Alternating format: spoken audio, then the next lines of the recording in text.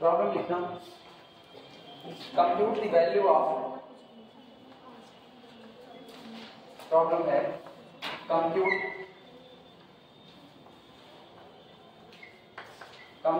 the value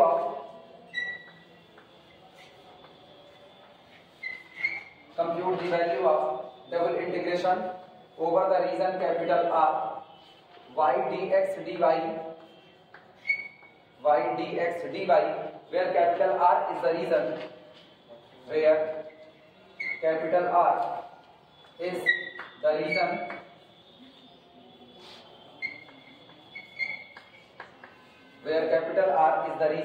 in the first quadrant,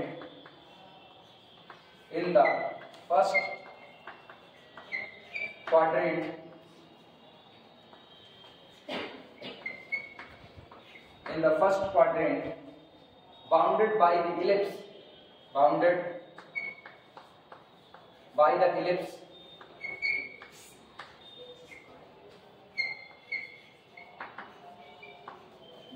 the ellipse, x square upon a square plus y square upon b square is equal to 1.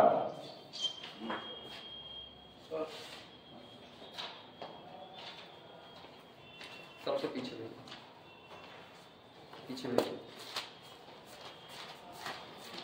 Compute the value of integral this where capital R, जिस region पर हमको integration करना है वो reason दिया गया है इन the first quadrant bounded by the ellipse this. Ellipse जो पहले वाले क्वाड्रेंट को, फर्स्ट क्वाड्रेंट को जितने एरिया में बाउंड किया केवल उतने पर हमको इंटीग्रेशन करना है। यानी अगर पूरा इलिप्स बनाए तो सोचो इलिप्स हमारे पास क्या होगा,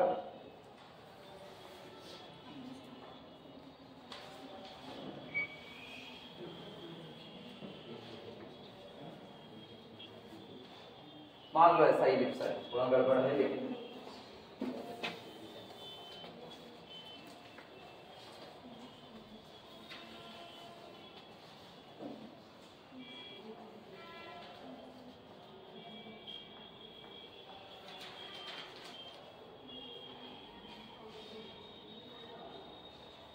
मान लीजिए x square upon a square plus y square upon b square is equal to 1।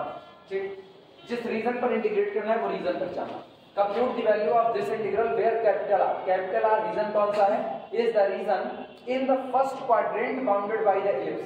पहले वाले क्वाड्रेंट में इलिप्स ने जितना एरिया बाउंड किया है बस इतने पर काम करना है, ये इतना हिस्सा बस, केवल इतने में।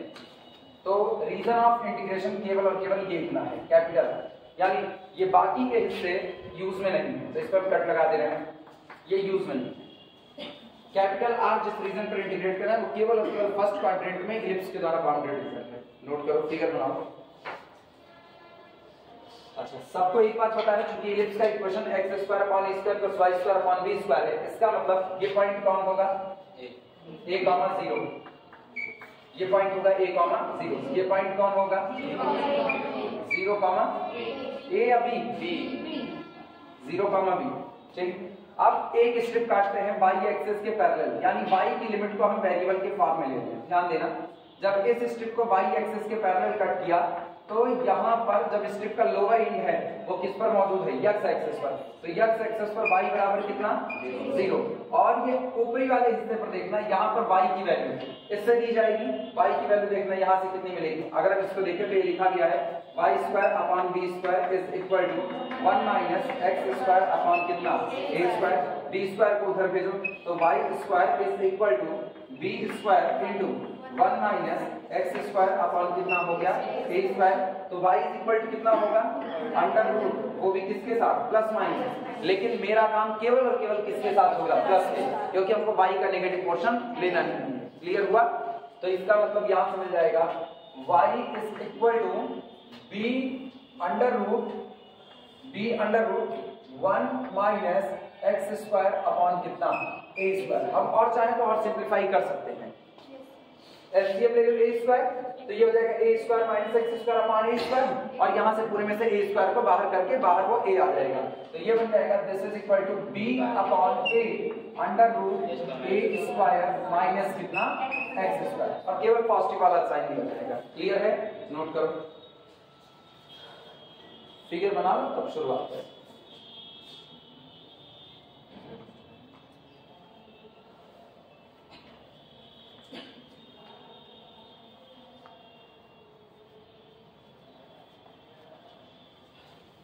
x की वैल्यू अगर देखी जाए तो फर्स्ट क्वाड्रेंट के लिए x यहां 0 से लेकर के कहां तक वेरी करेगा, a तक, और y वेरी करेगा 0 से लेकर के कहां तक, b by a under root a square minus x square. y की लिमिट वेरिएबल के फॉर्म में है और x की लिमिट कांस्टेंट के फॉर्म में है। फिगर बन जाए तो सॉल्व करने की शुरुआत करें। न्यूमेरिकल मिटा सकते हैं।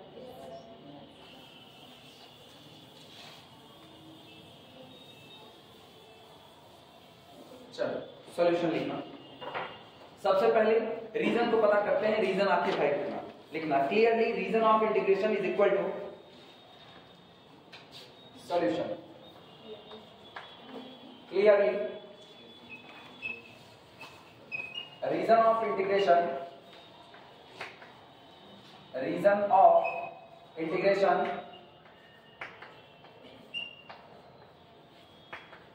clearly region of integration is equal to collection of point x comma y such that ये उन सारे पॉइंट का कलेक्शन होगा जिनके लिए जो आपका x है वो less than or equal to a greater than or equal to 0 बना रहता है, और y का हाल देखो, y greater than or equal to 0 but less than or equal to b by a under root a square minus x square. ये ऐसे सारे पॉइंट का जो कलेक्शन होगा वही हमारा रीजन ऑफ इंटीग्रेशन बनाएगा। बस सिंपली लिमिट रखो, इंटीग्रेट करो, कितना आएगा ये। डियर फोर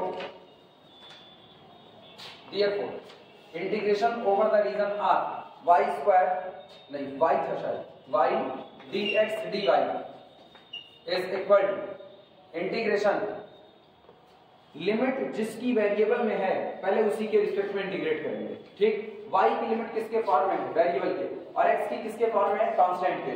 तो सबसे पहले बाहर x की लिमिट रख देते हैं, x इज इक्वल टू 0 से लेकर के कहां तक, a तक, और फिर इंटीग्रेशन y की लिमिट 0 से लेकर के b upon a under root a square minus x square, साथ में y dx dy।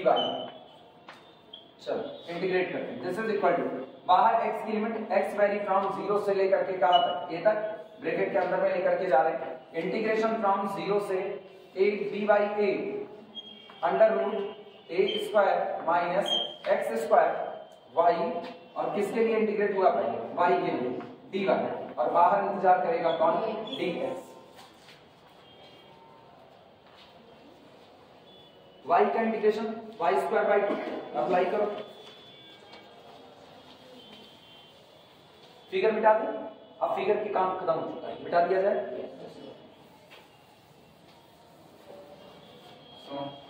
ये अपने पास आया, this is equal to integration from 0 से लेकर के कहां तक, a तक, और इनका इंटीग्रेशन कितना आया, y square upon 2, lower limit कितनी 0, upper limit b upon a under root a square minus x square, और साथ dx रखो upper limit. This is equal to constant 1/2 को तो पहले ही बाहर निकालो, इंटीग्रेशन फ्रॉम 0 से लेकर के कहां तक, a तक। सुनो, जब y स्क्वायर रखोगे तो ये b square upon a square बन जाएगा, इसको हम बाहर निकाल ले रहे हैं इसी वक्त, b स्क्वायर अपॉन कितना, a स्क्वायर, कांस्टेंट फैक्टर बाहर, और under root a square minus x square रखोगे तो ये बनेगा a स्क्वायर माइनस कितना, एक्स स्क्वायर, और बाहर कौन गया, d। कोई दिक्कत किसी को, इंटीग्रेट करो। This is equal to b square upon 2a square, और इसका इंटीग्रेशन देखना। सबसे पहले a स्क्वायर का इंटीग्रेशन, a स्क्वायर चूंकि कांस्टेंट, एक काम करते हैं अलग अलग कर देते हैं इनको, ऐसा इंटीग्रेशन फ्रॉम 0 से लेकर के a और a स्क्वायर dx, फिर माइनस इंटीग्रेशन फ्रॉम 0 से लेकर के a एक्स स्क्वायर dx, दोनों को अलग अलग निकालो। This is equal to b square upon कितना, 2a स्क्वायर, ब्रैकेट के अंदर में। सुनो, इसका आएगा x, आया ना, a स्क्वायर बाहर, dx उसका कितना आया x, अपर लिमिट कितना a, तो a square into a that is equal to a cube. कोई दिक्कत किसी को? बगल वाले का हाल देखना। इसका करोगे एक्स क्यूब अपॉन कितना 3, क्या दिखा रहे हैं एक्स क्यूब अपॉन कितना 3। लोअर लिमिट कितनी है 0, upper limit a, lower limit पर तो 0 रहेगा, अपर लिमिट पर a क्यूब अपॉन 3, तो माइनस a क्यूब अपॉन कितना हो गया 3। कोई दिक्कत किसी को?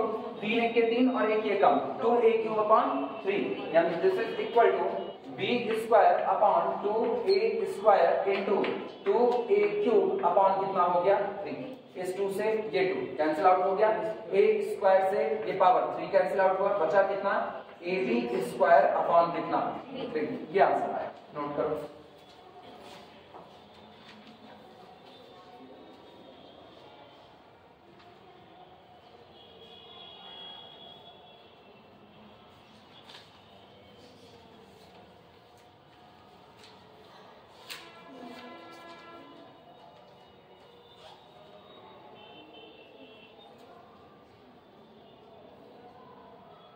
बुक में निकला था यहाँ से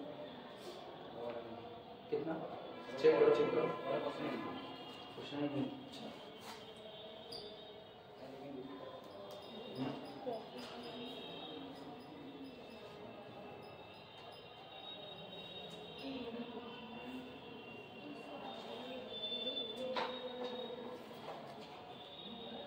नोट कर लो सब लोग, कैलकुलेशन कहीं गलत ना हो बस खाली, बाकी सब सही रहेगा। हो जाए तो आगे चला जाए।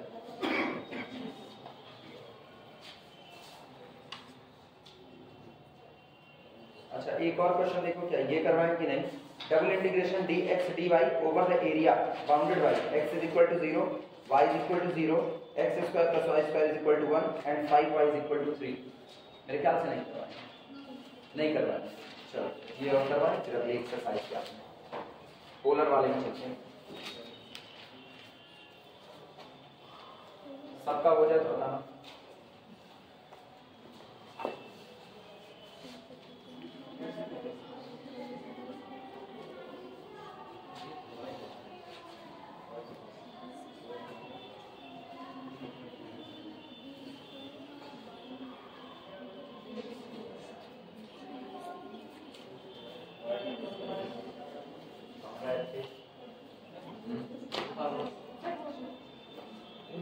हमारी अटेंडेंस शॉर्ट हो रही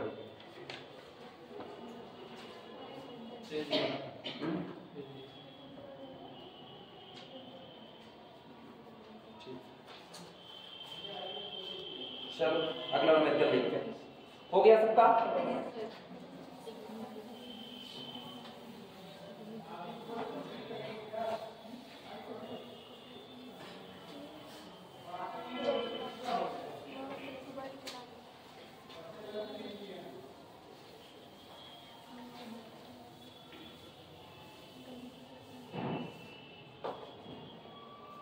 लिखना evaluate double integration dx dy problem है। Evaluate double integration dx dy over the area bounded by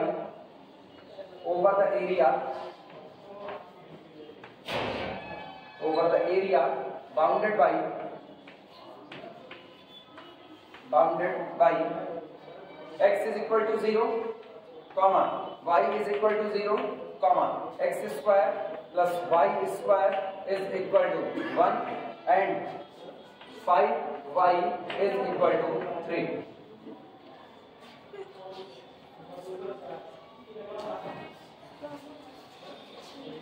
Evaluate double integration dx dy over the area bounded by these curve.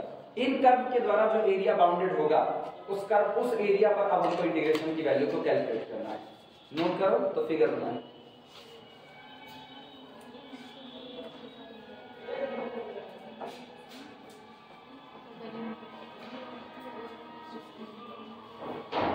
लिख चुके सारे लोग? ध्यान देना। सबसे पहला काम उस कर्व को पहचानो जो सबसे ज्यादा फेमस नजर आ रहा है। X square plus y square is equal to 1। ये एक सर्किल है जिसकी रेडियस कितनी है 1। तो सबसे पहला काम हम एक सर्किल को ट्रेस करते हैं।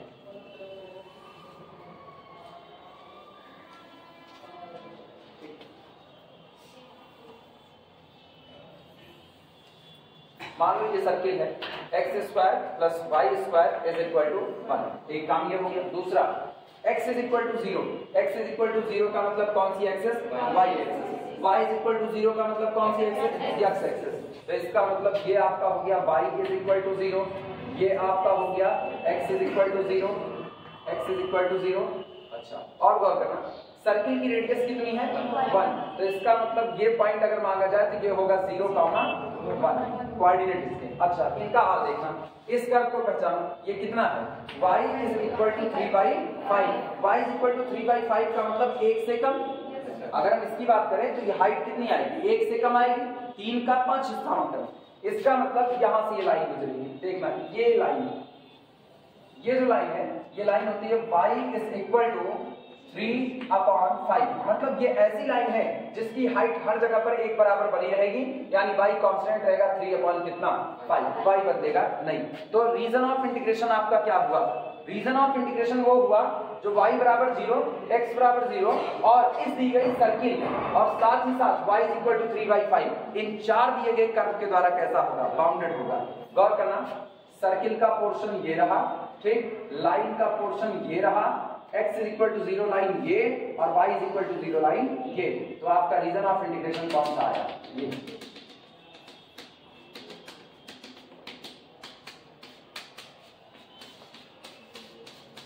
ये रीजन ऑफ इंटीग्रेशन जो सामने निकल आ रहा है, बस इतना और बाकी नहीं, क्योंकि चार कर्व के द्वारा बाउंडेड रीजन यही आपका निकल करके आएगा।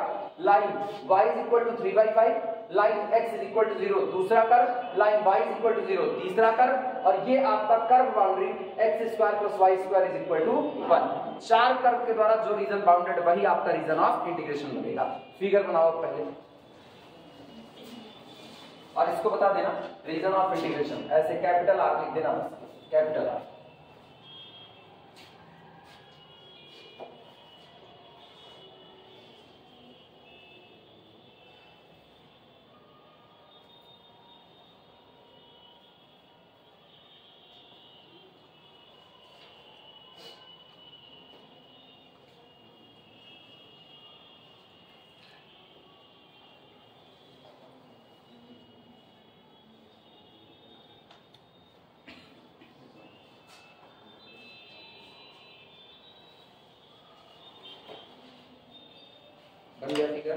सुनो, अगर हम y की लिमिट देखें तो गौर करो, y 0 से लेकर के कहां तक रन करेगा, 3/5। रही दिक्कत केवल और केवल किसकी है, x की। तो x के लिए x के पैरेलल एक स्ट्रिप ड्रॉ करो। जब x के पैरेलल स्ट्रिप ड्रॉ करेंगे तो सोचो ये स्ट्रिप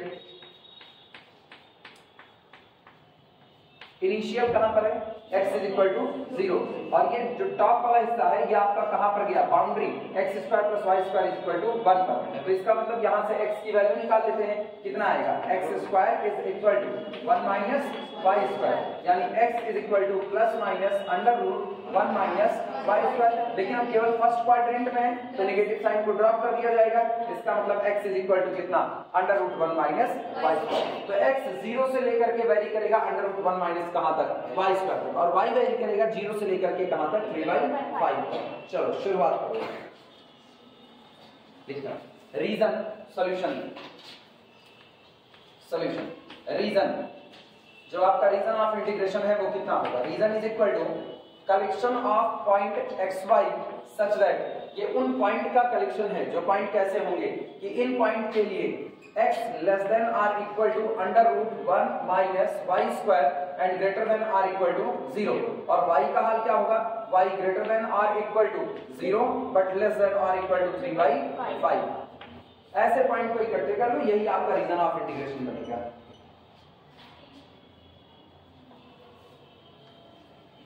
चूंकि x की लिमिट वेरिएबल के फॉर्म में है इसलिए पहले इंटीग्रेशन किसके रिस्पेक्ट में होगा, x के रिस्पेक्ट में। लिखना therefore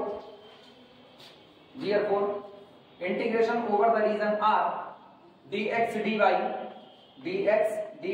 इज इक्वल टू, पहला इंटीग्रेशन x के लिए होगा तो हम y की लिमिट को पहले ही बाहर टोक दे रहे हैं, y फ्रॉम 0 से लेकर के कितना, 3/5, और ब्रैकेट के अंदर में हम x की लिमिट लेकर के जा रहे हैं, इंटीग्रेशन फ्रॉम 0 से लेकर के under root 1 minus y square dx dy, लेकिन कर किसके लिए सबसे पहले x के लिए, तो यहां रखा मैंने dx और बाहर लगा दिया कितना dy। क्लियर हुआ? ये आएगा कितना, देखो ये अपने पास आएगा this is equal to integration from 0 से लेकर के कितना 3/5। अच्छा सुनो, इंटीग्रेशन dx इसका मतलब कितना x, और x में upper limit √1 minus y square, तो यहां बना √1 माइनस y स्क्वायर और बाकी dx सॉरी dy। और इसको ऐसा ही क्यों लिखे, हम लोग इसको ये भी तो लिख सकते हैं 1 square minus y square.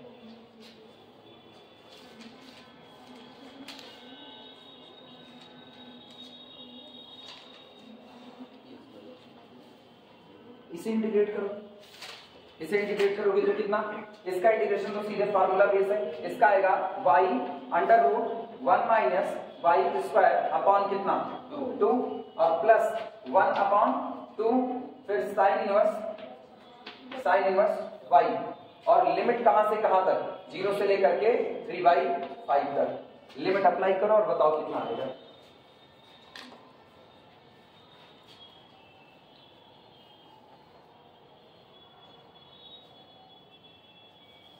Upper limit 3/5, lower limit रखने की जरूरत नहीं क्योंकि उस पर ऑलरेडी 0 ही बनेगा, केवल अपर लिमिट रख दो।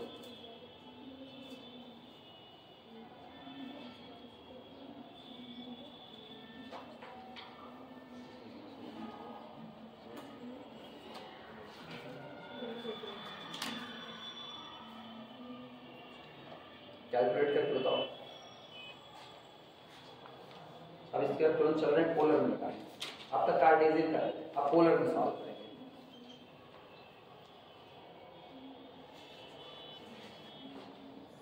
रुके हुए हैं, आंसर बताना कितना आएगा।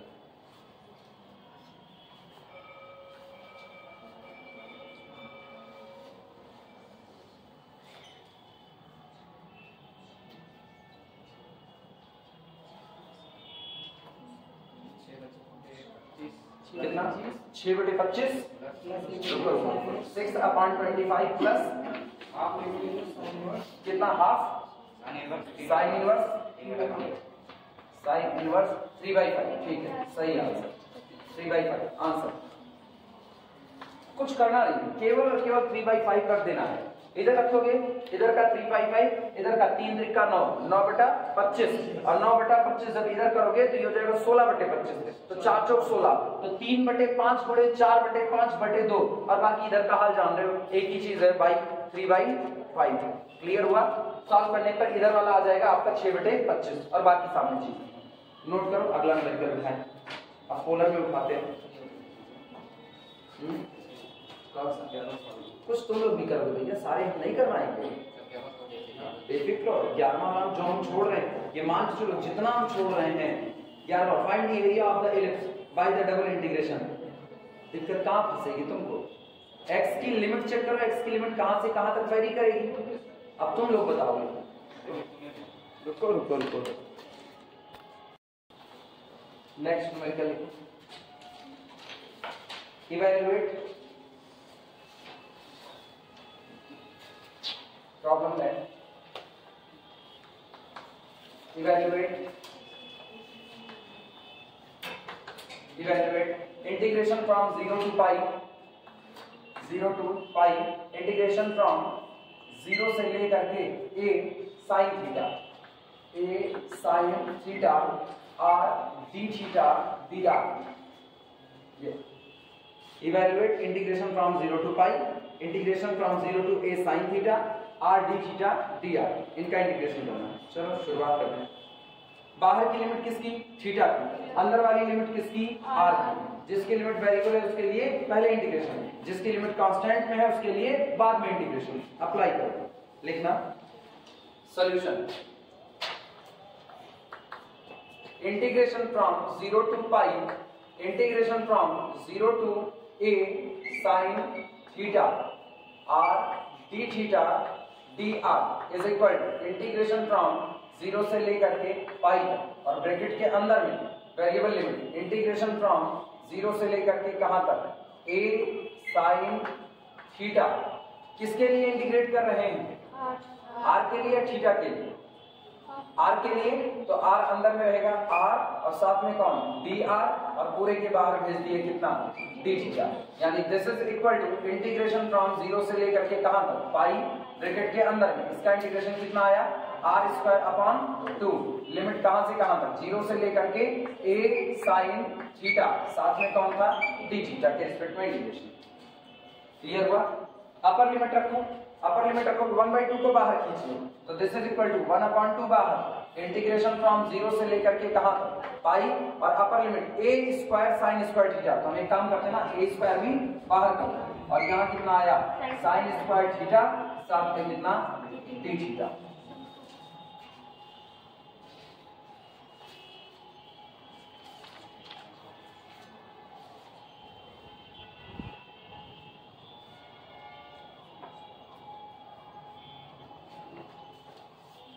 लिख सकते हैं। एक काम करते हैं हम ऊपर नीचे 2 से गुणा 2 से भाग कर लेते हैं, यहां पर इंटू 2 कर लेते हैं और यहां अंदर में 2 कर लेते हैं, आया ना? तो ये 2 sin स्क्वायर थीटा ये आपका cos के फार्मूले में चला जाएगा, आया ना? अप्लाई करो फार्मूला, कितना होगा 2 sin square theta 1 minus cos 2 theta, तो ये बनेगा this is equal to a square upon 4 integration from 0 से लेकर के कहां तक पाई और ये हो चुका है 2 sin square theta 1 minus cos 2 theta, बाहर कौन रहा d थीटा। नोट करो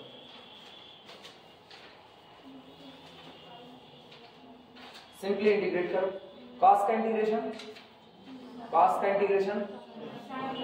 sin या माइनस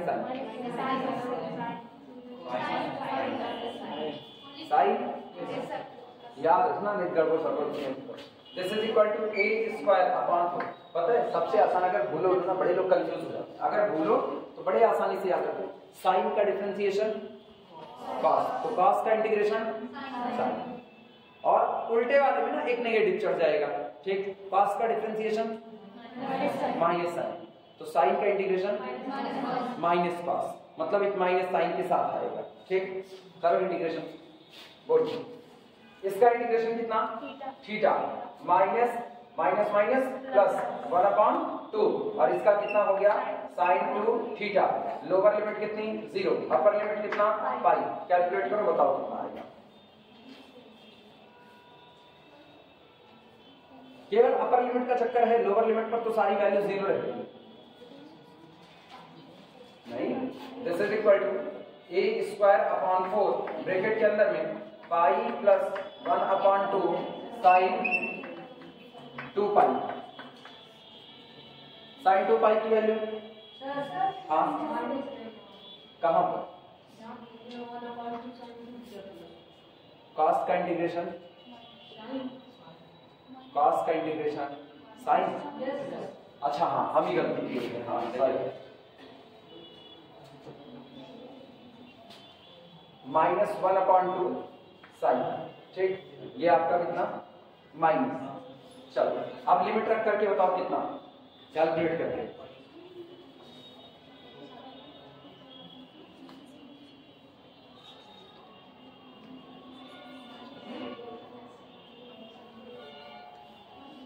लिमिट रख के बताओ।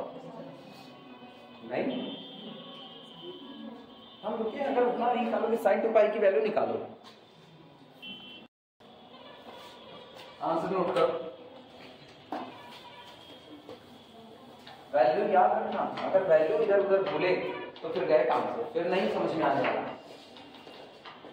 इंटीग्रेशन सारे लोग सीख लो, अगर इंटीग्रेशन करना नहीं आया तो इंटीग्रेशन के इधर इंटीग्रल वाले पोर्शन में तुमको हर बार दिक्कत आएगी, उधर वेक्टर में भी दिक्कत आएगी, वेक्टर में भी इंटीग्रेशन करना है तो इंटीग्रेशन भूलो मत, इंटर वाली किताब निकालो, आर.डी. शर्मा वगैरह जो भी किताब रखे हुए हो, ठीक, उठा करके उसको पूरा एक बार सही सलामत तरीके से देख लो, एग्जाम आने से पहले तक तुमको इंटीग्रेशन तैयार होना चाहिए। ये तो चलो क्लासरूम है, भूल गए काम चल जाएगा, हम बता देंगे या बाद में घर जाओगे तब निकाल करके आ जाएगा, लगा लोगे एग्जाम में, उधर भूले तो फिर खाली घर आओगे। तो इसीलिए आराम से आर.डी. शर्मा वगैरह जिसकी भी किताब हो तुम्हारे पास वो सारी किताब उठाओ और धीमे धीमे इंटीग्रेशन की प्रैक्टिस कर डालो, इंटीग्रेशन लगा डालो। नहीं आएगा, फार्मूला नहीं याद रहेगा तो कोई मतलब नहीं होता है, पूरा सवाल लगा लोगे, आखिरी में आंसर नहीं लिख सकते हो फिर इसमें। चलो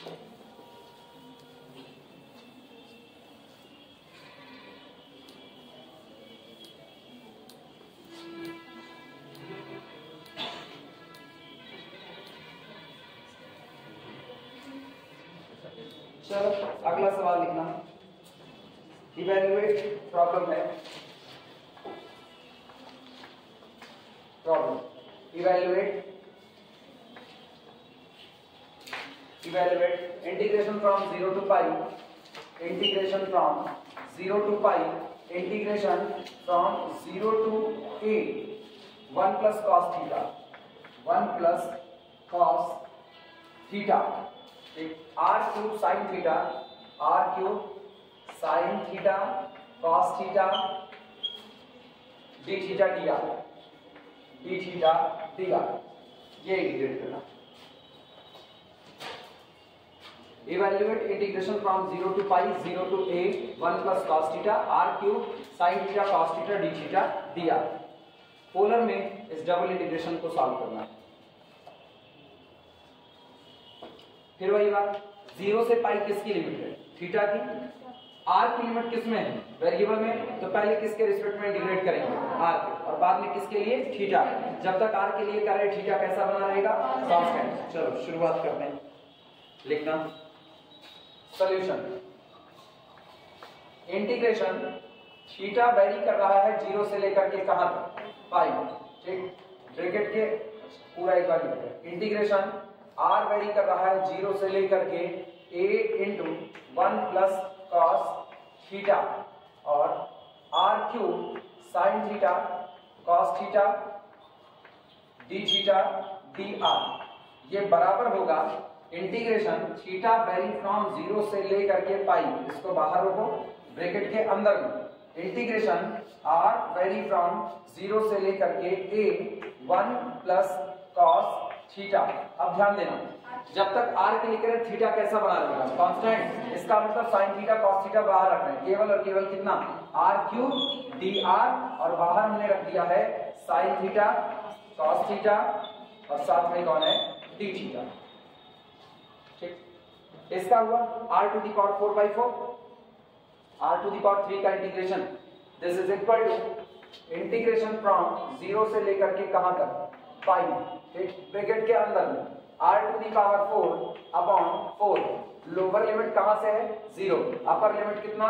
a into 1 plus cos theta upper limit, और बाहर पड़ा हुआ है sine theta cos theta d theta. This is equal to, upper limit रखो, लोअर लिमिट पर तो आपको कितना मिलेगा? 0। तो केवल अपर लिमिट का किस्सा ध्यान देना। जब अपर लिमिट रखेंगे तो ये होगा इंटीग्रेशन फ्रॉम 0 से लेकर के कितना? Pi a to the power 4 upon 4 और 1 plus cos theta to the power 4 और साथ में कितना? Sine theta cos theta d theta. Note करो।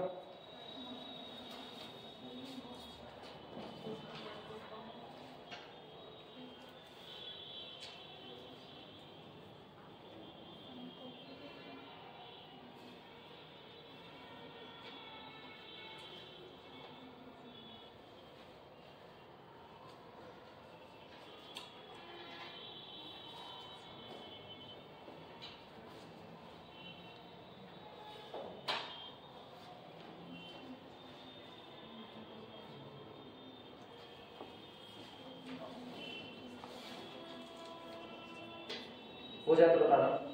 हो गया?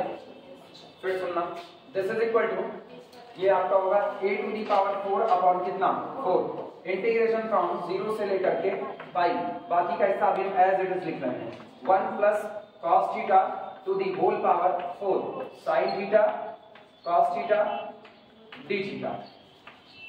अब ध्यान से सुनना, एक फार्मूला तुम लोग पढ़े हुए, x plus y to the whole power n is equal to, इसका बाइनोमियल एक्सपेंशन याद है? इसका बाइनोमियल एक्सपेंशन होता था nc0, ठीक, x to the power n y to the power 0, ठीक, plus nc1 x to the power n minus 1 और y to the power 1 plus nc2 x to the power n minus 2 y to the power 2 plus so on plus ncn x to the power n minus n that is 0 और y to the power हाँ या ना। ये बताओ ये जो लिखा गया है 1 इसको मान लो x और cos थीटा को क्या मान लो y, तो क्या x plus y to the whole power 4 इसका बाइनोमियल एक्सपेंशन किया जा सकता है। चलो इसका बाइनोमियल एक्सपेंशन करते हैं।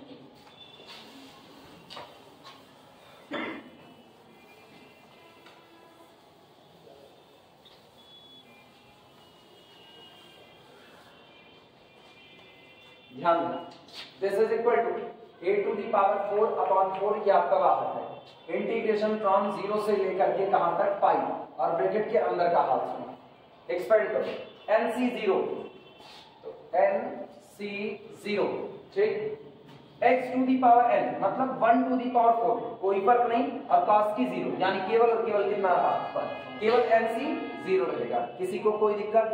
अगला काम सुनना प्लस nc1 और उसके बाद फिर ये सुनो x कितना है x आपका 1 है तो 1 की पावर कुछ भी होगा मेरे से कोई फर्क पड़ने वाला नहीं है केवल धीमे धीमे y की पावर बढ़ाते हुए चल जाए। y का मतलब कौन cos थीटा तो cos थीटा की पावर 0 मतलब 1 cos थीटा की पावर 1 cos थीटा की पावर कितना 2 cos थीटा की पावर 3 और cos theta to the power 4 4 तक अपने को जाना है।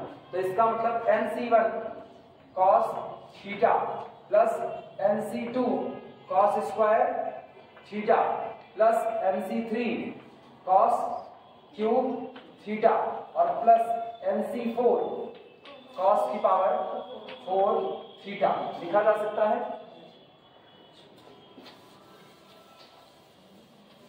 और इस पूरे में ब्रैकेट के बाहर जो पड़ा हुआ है उसका हाथ देखना ब्रैकेट के बाहर पड़ा है sin theta cos theta d theta हाँ या ना। दिस इज इक्वल टू आप सिंप्लीफाई करते हैं a to the power 4/4 integration from 0 से लेकर के कहां तक पाई ब्रैकेट के अंदर का हाफ सुना nc0 की वैल्यू सॉरी हम nc0 जो लिखे हैं ये थोड़ा सा उल्टा है nc0 में n कितना है 4 है तो अपने ध्यान दीजिए फॉर्मूले के ही आधार पर चल दिए ये आपका कितना है 4 है तो हम इसको 4 कर दें। अगर तुम लोग n लिखे होगे ना तो इसको दिक्कत नहीं यहीं पर लिख देना n इज इक्वल टू कितना 4। अच्छा आओ देखते हैं ऐसे 4c0 बोलो 4c0 की वैल्यू कितनी 4c0 1 4c0 1 या 4 अरे NCR याद करो फैक्टोरियल n फैक्टोरियल r और n माइनस r का फैक्टोरियल। तो जरा 4c0 देखना factorial 4 upon factorial 0 into 4 minus 0 factorial 4 minus 0 factorial and factorial 4 factorial 4 से फैक्टोरियल 4 का आया कितना 1 तो ये आपका कितना हुआ 1। अच्छा फिर दिमाग चलाना अगर ये 1 है तो बाहर कौन है sin थीटा cos थीटा उसको अंदर ले लो तो कितना हुआ 1 into sin theta cos theta हाँ या सहमत हो। बहुत तेज हो रहा हो तो और धीमे करें अरे कई लोगों को कोई नहीं आ रही 1। अगला सुनो 4c1 सोचो फैक्टोरियल 4 अपॉन फैक्टोरियल 1 अब 4 माइनस 1 यानी फैक्टोरियल 3 ऊपर वाला ओपन करो फैक्टोरियल 4 तोड़ो 4 गुणे फैक्टोरियल 3 फैक्टोरियल 3 खत्म कितना बचा 4 तो ये आपका कितना हुआ प्लस 4 cos थीटा उसको हम छोड़ें बाद में ले आएंगे छोड़ दिया आपने मेरे पास। आओ 4c2 का मतलब फैक्टोरियल 4 अपॉन फैक्टोरियल 2 अब 4 माइनस 2 का मतलब फैक्टोरियल 2 ऊपर वाला करो 4 गुणे 3 गुणे 2 फैक्टोरियल में ऊपर का फैक्टोरियल नीचे का फैक्टोरियल खत्म ऊपर बचा 4 गुणे 3 बचे फैक्टोरियल 2 2 1 के 2 2 दूनी 4 3 दूना 6 इसका मतलब ये आया प्लस 6 cos स्क्वायर थीटा हाँ या ना। इन पर आना 4c3 factorial 4 upon factorial 3 4 minus 3 का मतलब 1 फैक्टोरियल ऊपर वाले तोड़ो 4 गुणे 3 फैक्टोरियल 3 से 3 कटा ऊपर कितना 4 तो प्लस 4 cos क्यूब थीटा और 4c4 की वैल्यू फिर कितनी 1 4 में से 4 के सिलेक्शन के तरीके एक ही होते हैं तो ये आपका 1 हो गया और plus cos to the power कितना 4 थीटा हाँ या ना। बाहर कौन रहा sin theta cos theta d theta सहमत हो सारे लोग। आप सुन पहले देखते रहो बाद में लिखने का मौका दे रहे हैं पहले देखते रहो। दिस इज इक्वल टू, अभी भी मेरे पास a टू दी पावर 4/4 बाहर पड़ा हुआ है। अब जरा अंदर वाले हाल को हम पूरा लिख रहे हैं ओपनली। ये कितना होगा, इंटीग्रेशन 0 से लेकर के कितना पाई, ठीक, उसको अंदर लेकर के आओ, साइन थीटा और साथ में कौन कॉस थीटा आया ना। इसके बाद फिर D theta plus integration from 0 से लेकर के पाई कितना 4 sine theta cos square theta साथ में कौन D theta plus integration from 0 से लेकर के पाई कितना हुआ 6 साइन थीटा और कॉस स्क्वायर और कॉस क्यूब थीटा साथ में कौन डी थीटा इधर लिखना है प्लस इंटीग्रेशन 0 से लेकर के कितना पाई, अगला बोलो 4 साइन थीटा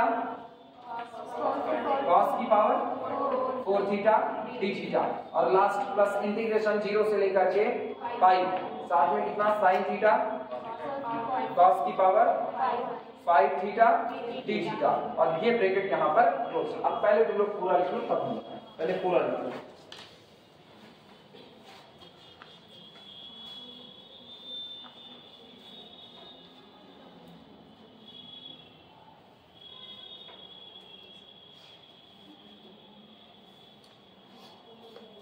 ये अलग है, ये जाने रखना, ये नीचे वाला हिस्सा अलग है। तुम लोग यहां तक लिख चुके हो, इसके बाद यही फार्मूला लिखना है और तब यहां से शुरुआत करनी, पहले पूरा लिख लो तब आगे बढ़ो।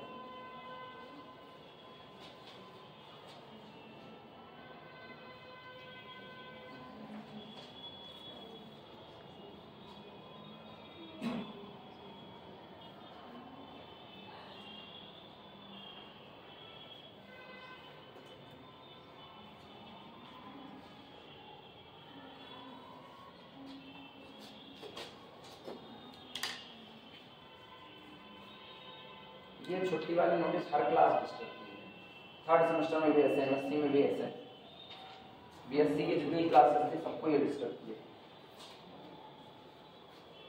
कोई दुखी नहीं बनता, एक बार छुट्टी की नोटिस निकाल दे अचानक से, फिर छुट्टी कैंसिल ले आए। तो जिसको मूड बनाना था मूड बना दिया, बैठ गया घर पे। एक होता है ना रिदम बना रहता है तब तक मामला सही, रिदम टूट गया फिर गड़बड़ी। अब रिदम टूटा, अब कल आएंगे क्लास लेने के लिए, कोई मतलब थोड़ी ना बनेगा। कल आने का मतलब है आगे निकल चुके हैं, अब समझ नहीं आने वाला। वो तो गनीमत है इंटीग्रेशन, अगर इसी में रीमान की इंटीग्रेबिलिटी पढ़ा रहे होते तो और दिक्कत होती।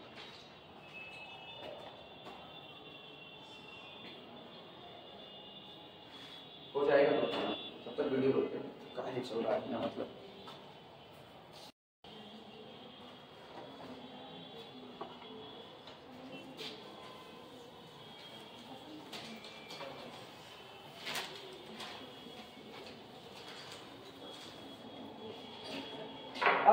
अगर तुमको एक फार्मूला याद है, ठीक, फार्मूला होता था इंटीग्रेशन फ्रॉम 0 से लेकर के pi sine to the power m theta cos n theta d theta is equal, अगर ये फार्मूला तुमको याद, ये होता था नहीं गामा नहीं, वो 0 से π/2 चलता था, ऊट पटांग काम ना किया करो।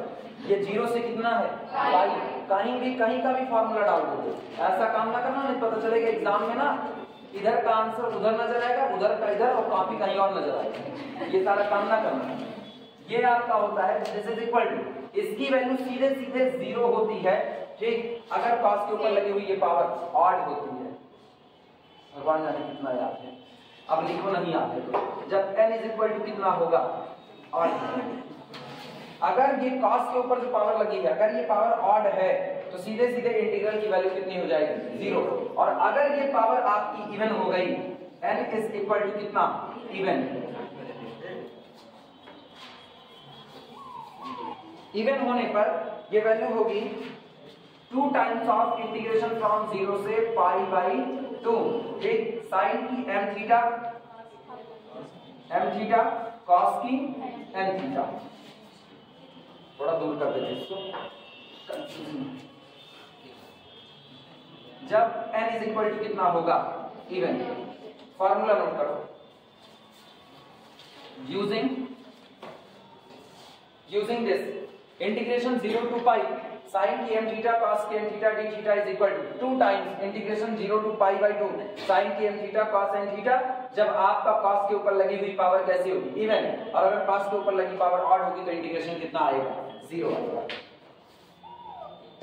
डेफिनेट इंटीग्रेशन बड़ा इंपॉर्टेंट है, जितना उधर इंटर में छोड़े वो सारा पढ़ डालो, बिना उसके काम नहीं चलने वाला।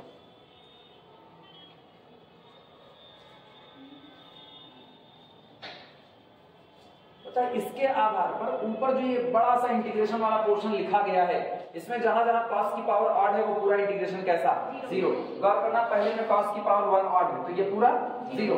इसके बाद यहाँ cos की पावर 3 है, ये पूरा 0। यहाँ cos की पावर 5 है, ये कितना, 0। केवल आपके पास 2 इंटीग्रेशन बचेंगे, यानी ये आपका हुआ, यहाँ लिख रहे हैं this is equal to a की पावर 4 अपॉन 4 और ब्रैकेट के अंदर में इंटीग्रेशन फ्रॉम 0 से लेकर के कितना, अच्छा सुनो, हम दोनों पहले पूरा लिख दे रहे, बाद में हम फॉर्मूला अप्लाई कर देंगे। ये हो जाएगा 0 से लेकर के पाई, ठीक, 4 sin theta cos square theta, पहले हम एक बार लिख देंगे d थीटा, और प्लस इंटीग्रेशन 0 से लेकर के कितना, पाई 4 sin थीटा cos की power 4 theta, 4 sin theta cos to the power 4 theta d theta, bracket close. अच्छा ये सुनो, ये 4 और ये 4 कैंसिल आउट हो गया। अच्छा फिर ये आपका कितना बनेगा, this is equal to a की पावर 4 ब्रैकेट के अंदर में। अच्छा 0 से पाई, क्या cos की पावर कितनी है, इवन है, तो ये कितना हो जाएगा 2 इंटीग्रेशन 0 से लेकर के पाई बाई 2 और कितना sin theta cos square theta d theta, cos square theta किस पे, काय 3 होगा, कहां 3 कर रहे हो, कहां 3 कर रहे हो, फार्मूला हम सामने लिखे फिर भी तुम 3 कर रहे हो, गजब हाल है। एक तो फार्मूला नहीं आते, ऊपर से हम कुछ लिख रहे हैं तो तुम कुछ सोच रहे हो, दिमाग में भटकाओ भैया, छोड़ भर का 100 ग्राम का दिमाग भगवान दिए हैं। इसका हाल सुनो, यहाँ पावर कितनी है, इवन, तो फिर ये कितना हो जाएगा 2 इंटीग्रेशन 0 से लेकर के कितना पाई बाई 2 sin थीटा और इंटू कितना cos की पावर 4 थीटा, साथ में क्या रहा d थीटा। क्या ये 2 को बाहर कर सकते हैं, तो this is equal to 2a to the power 4। अब बाकी जो बचा ना वो तुम्हारे जिम्मे होगा गामा फंक्शन से निकालना। इंटीग्रेशन 0 से लेकर के पाई by 2 sin theta cos square theta d theta plus integration 0 से लेकर के पाई बाई 2 sin थीटा cos की पावर 4 थीटा d थीटा। और अब ये बन चुका है 0 टू पाई बाई 2 sin की m थीटा cos की n थीटा d थीटा। अब यहां पर फॉर्मूला अप्लाई कर सकते हैं।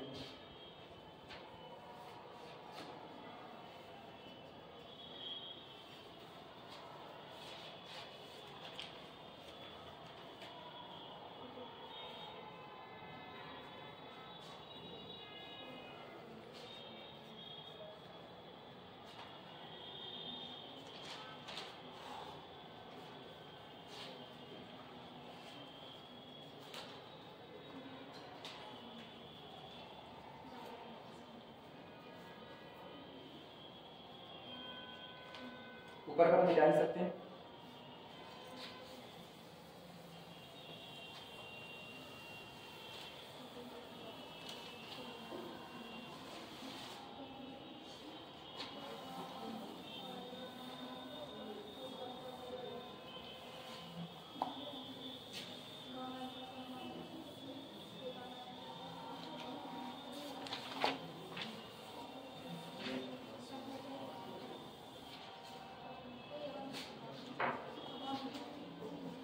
चलो अप्लाई करो फॉर्मूला, कितना होगा, this is equal to 2a to the power 4 bracket के अंदर में इनके लिए अप्लाई कर रहे हैं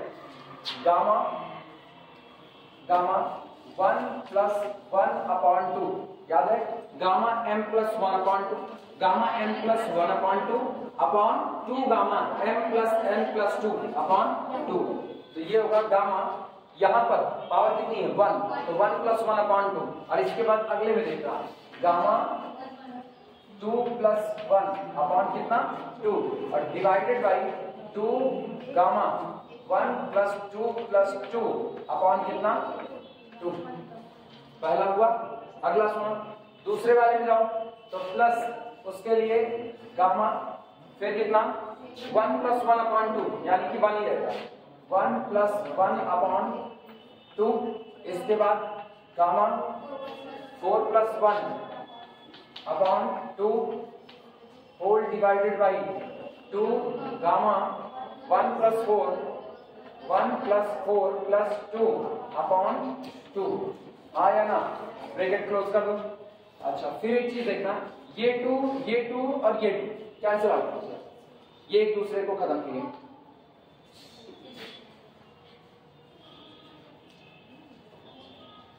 कोई बोलेगा इसको, ये कितना 2 1 3 गामा 3 इसकी वैल्यू 1 होगी। ये कौन है गामा 1, इसकी वैल्यू कितनी रहेगी 1, तो this is equal to 8⁴ bracket का हाल सुनना।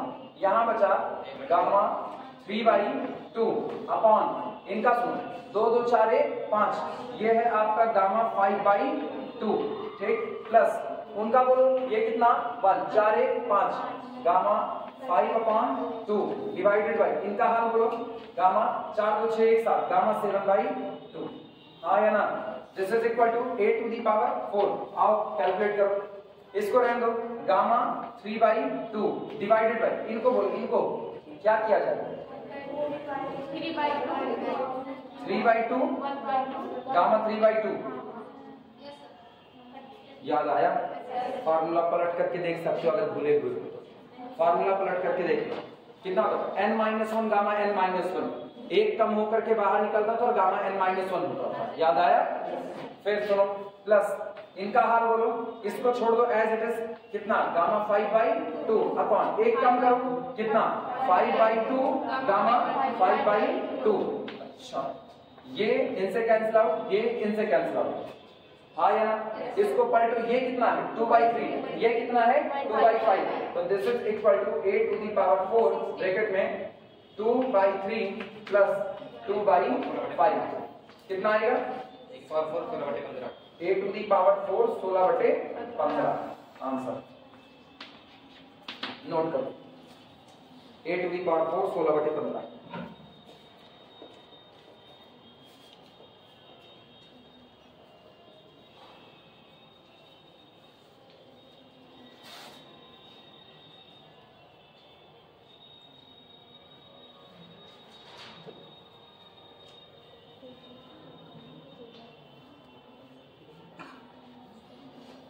पूरा नोट करो, अगला नंबर क्यों कराएं टाइम।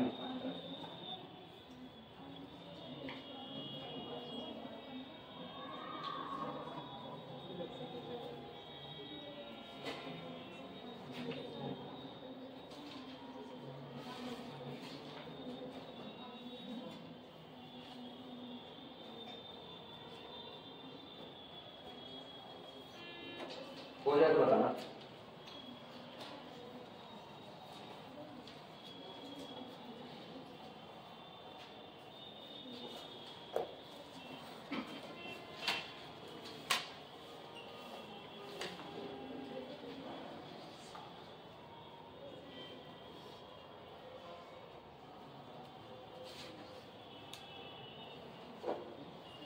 हो गया सबका?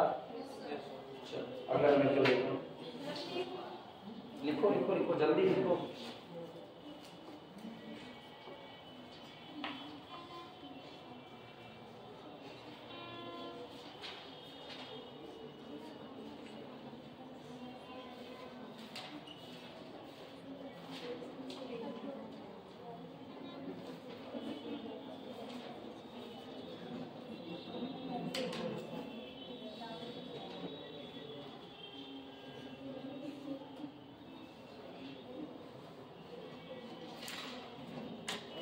हो गया?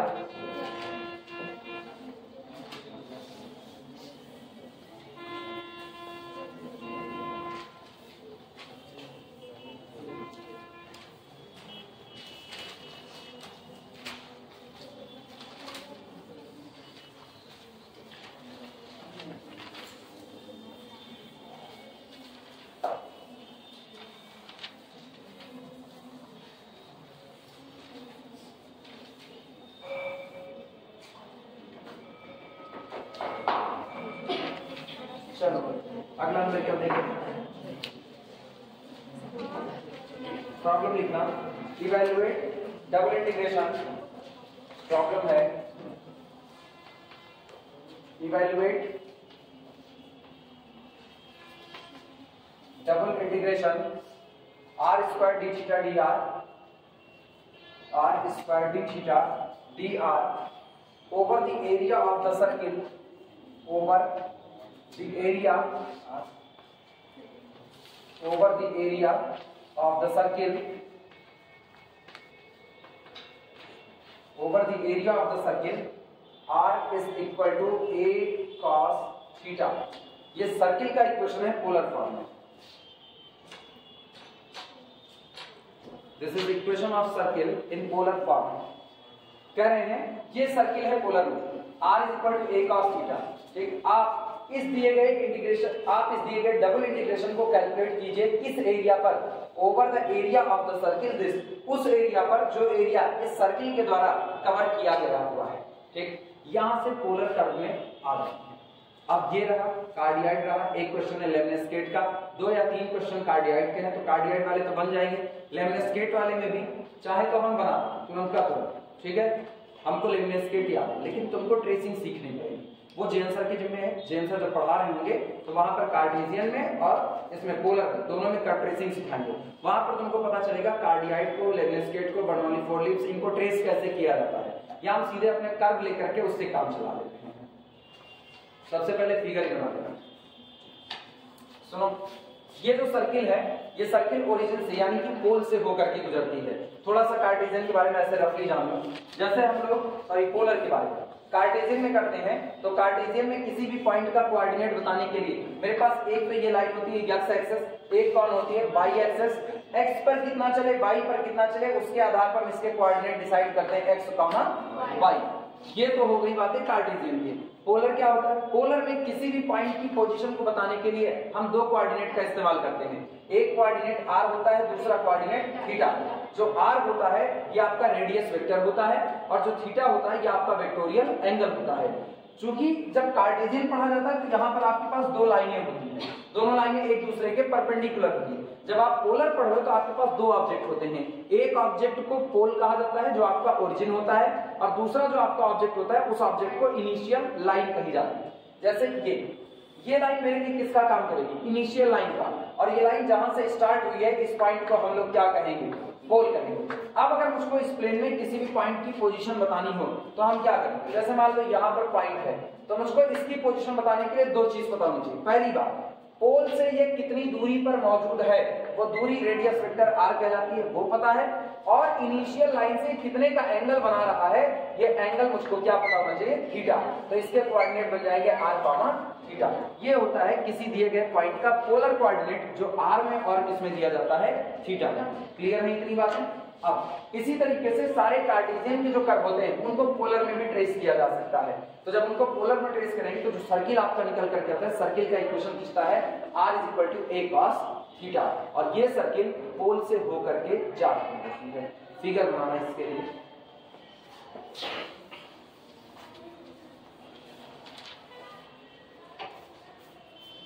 r is equal to a cos थीटा का जो फिगर होता है वो ये होता है।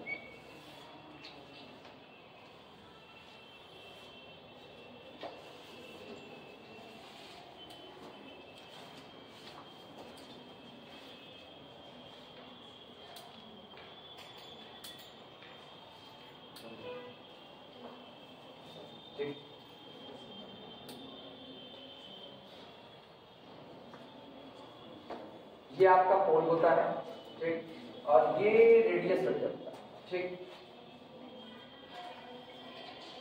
इसे पोल कहा जाता है,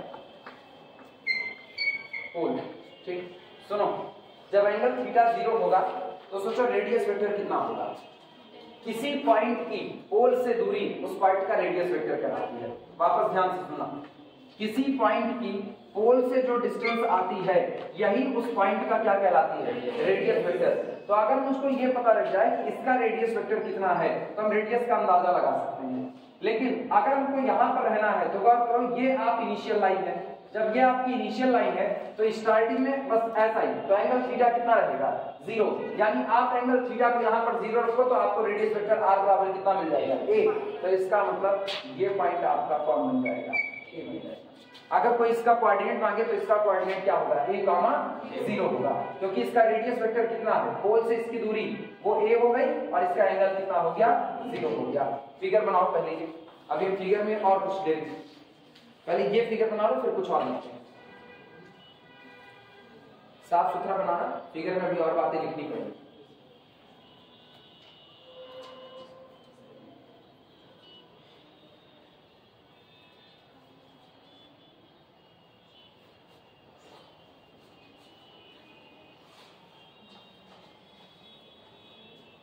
पोलर की दुनिया में जब इसको ट्रेस किया जाता है तो वहां साफ सुथरा पता चलता है कि r = a cos थीटा एक सर्किल को रिप्रेजेंट करता है जो सर्किल पोल से होकर के गुजरती है और इनिशियल लाइन इस सर्किल के लिए डायमीटर का काम करता है, यानी व्यास का काम करता है। सुनो देखो, सर्किल में जब आप चलोगे तो एंगल कहां से कहां तक बदलेगा। पहले तो रेडियस वेक्टर की बात कर लेते हैं। रेडियस वेक्टर यहां रहोगे तो कितना 0, क्योंकि आप पोल पर ही मौजूद हो तो पोल से आपकी डिस्टेंस कितनी हो गई 0, और जब आप यहां पर मौजूद होगे तो कितना a, तो इसका मतलब रेडियस वेक्टर की बात करें तो r > r = 0 but less then r = कितना a। सवाल उठा थीटा कितना वेरी कर रहा है, तो पूरे रीजन यानी पूरी सर्किल पर मुझको इंटीग्रेशन करना है। आप पूरी सर्किल में देखो, पूरी सर्किल में अगर हम बात करें तो यहां से चलते चलते चलते चलते पूरा यहां तक आए। अब गौर करो, अगर आप ये एंगल नापो तो ये एंगल कितना हो जाएगा π/2, और इधर का हिस्सा देखें तो कितना -π/2, तो थीटा -π/2 से कहां तक रन कर रहा है +π/2 तक रन कर रहा है। ठीक, यहां पर एक हम ऐसे स्ट्रिप खींचते हैं, ये स्ट्रिप, अब दिमाग लगाओ, हम एक की लिमिट को वेरिएबल रखेंगे और एक की लिमिट को कांस्टेंट। थीटा की लिमिट कांस्टेंट हो चुकी है क्योंकि थीटा पता चल रहा है पूरी सर्किल में अगर बात करें तो थीटा -π/2 से कहां तक रन कर रहा है +π/2 तक। तो रेडियस वेक्टर कितना रन कर रहा है वो देखो। जब आप पोल पर रहोगे तो रेडियस वेक्टर कितना, पोल पर रहोगे तो रेडियस वेक्टर कितना r = 0। पोल का मतलब आप ओरिजिन पर हो, ओरिजिन पर हो तो आपके द्वारा कोई भी डिस्टेंस ट्रेवल नहीं की गई है। अब गौर करना, अब पॉइंट यहां से चलना शुरू करता है। जब पॉइंट यहां आएगा तो आपका रेडियस वेक्टर जो होगा, अब पॉइंट यहां आ चुका है तो उसका रेडियस वेक्टर जिंदा है। पॉइंट यहां पर आया तो पोल से दूरी ये, इसका रेडियस वेक्टर होगी। पॉइंट यहां पर आया, पोल से दूरी ये, रेडियस वेक्टर है। पॉइंट यहां पहुंच गया तो ये आपका कौन है, रेडियस वेक्टर। फिर यहां पहुंचा तो ये आपका रेडियस वेक्टर। सोचो r वेरी कर रहा है 0 से लेकर के इस कर्व बाउंड्री पर, और कर्व बाउंड्री कौन है, कर्व बाउंड्री है r = cos थीटा, हाँ या ना। तो रेडियस वेक्टर r 0 से लेकर के a cos थीटा मूव कर रहा है और एंगल -π/2 से कहां तक मूव कर रहा है +π/2 तक। तो इसे दे देना -π/2 और इसे कह देना +π/2। अब तो पूरा फिगर बना, परेशान ना हो। पोलर में अभी दिक्कत आएगी, लेकिन जब एक बार ट्रेसिंग पढ़ दोगे तो तुमसे पोलर के कर्व खींचने लगेंगे। अब इधर हम ट्रेसिंग नहीं बता सकते हैं।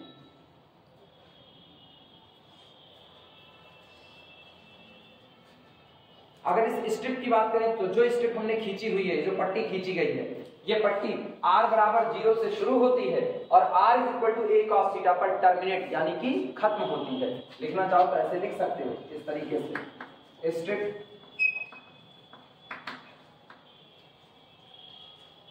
start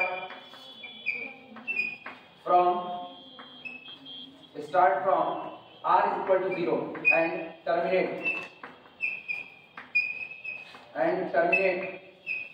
at r = a cos थीटा और r = a cos थीटा पर टर्मिनेट हो जाती है। बनाओ फिगर, बस फटाफट सॉल्व करें। सॉल्व नहीं हो पाएगा, देखो जो होगा इंटीग्रेशन तक पहुंचाएंगे, इंटीग्रेशन तो कर चले। कुछ लिखा जाए, लिखना सॉल्यूशन, लिखना r = a cos theta, r = a cos theta, b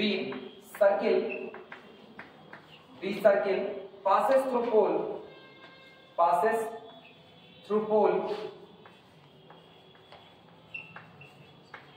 through whole, ठीक, whose diameter या with initial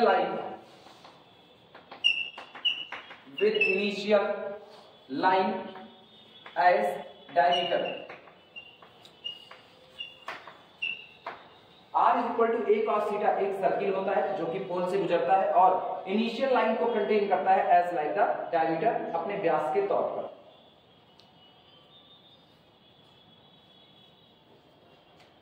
radius vector r0 कब होगा?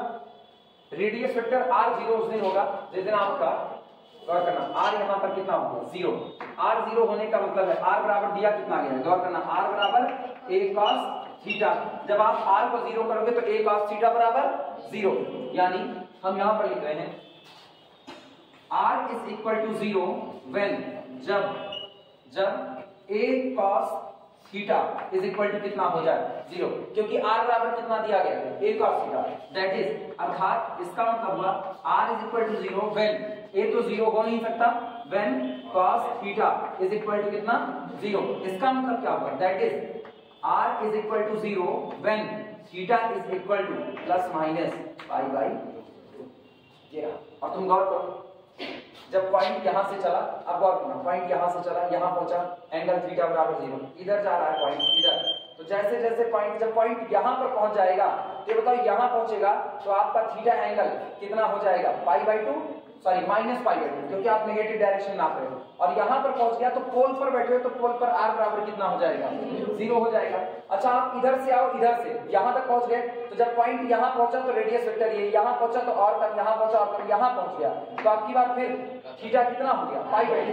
सोचो ये इनिशियल लाइन, अब पॉइंट घूम करके ऐसे आया तो पाई बाई 2 चल गया, लेकिन उस दौरान आपका रेडियस r कितना हो गया 0, रेडियस वेक्टर r 0। तो इसी को लिखा गया है रेडियस वेक्टर r 0 उस दिन होगा जिस दिन थीटा प्लस माइनस कितना हो जाएगा पाई बाई 2 हो जाएगा। नोट करो।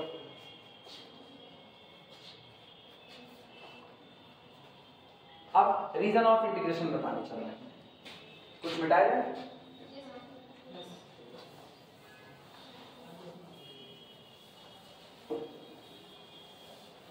लिखना। So region of integration can be covered, so reason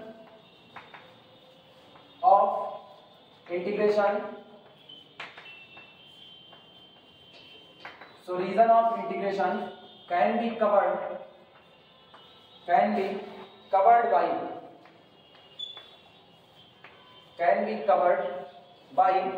strip, इसलिए रीजन ऑफ इंटीग्रेशन इस स्ट्रिप के द्वारा कवर कर लिया जा सकता है। एंड फॉर द एरिया, और जिस एरिया को आप कवर करो उस एरिया के लिए, and for the area theta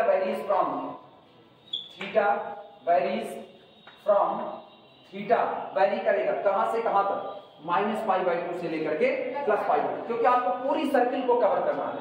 varies from minus pi by 2 two plus pi by 2, इसलिए जो आपका इंटीग्रेशन का एरिया है उस एरिया को ये पूरा स्ट्रिप चलते हुए कवर करेगी, लेकिन जिस दौरान ये कवर कर रही है उस वक्त थीटा माइनस पाई बाई 2 से उठ करके कहां तक दौड़ रहा है, पाई बाई 2 तक दौड़ रहा है। तो थीटा का वेरिएशन माइनस पाई बाई 2 से प्लस पाई बाई 2 लिखना। सो अब इंटीग्रेशन की बात कर रहे हैं।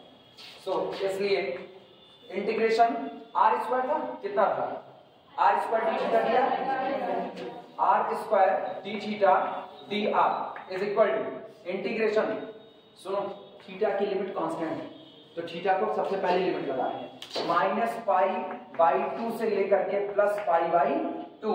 इंटीग्रेशन आर की लिमिट कहां से कहां तक है, 0 से लेकर के कहां तक, a cos थीटा तक, r square d theta d are.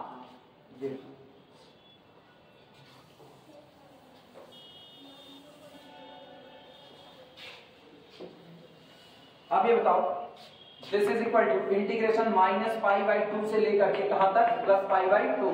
Are square का इंटीग्रेशन कितना, आर क्यूब अपॉन 3, तो ये हो गया आर क्यूब अपॉन कितना 3। लिमिट बोलो, limit lower limit 0, upper limit a cos थीटा और साथ में कितना आया d थीटा।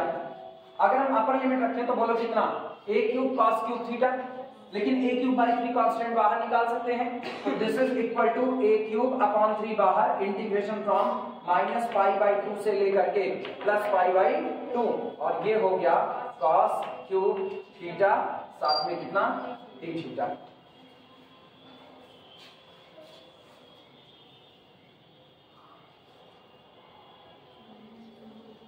अब ये इंटीग्रेशन तुम्हारे जिम्मे छोड़ रहे हैं, ठीक है, ये इंटीग्रेशन तुम करना, जो करोगे वो तुम्हारा आंसर आएगा। तो आंसर बता दें 4a cube by 9, 4a cube upon 9, 4a cube upon 9, यही आंसर आएगा।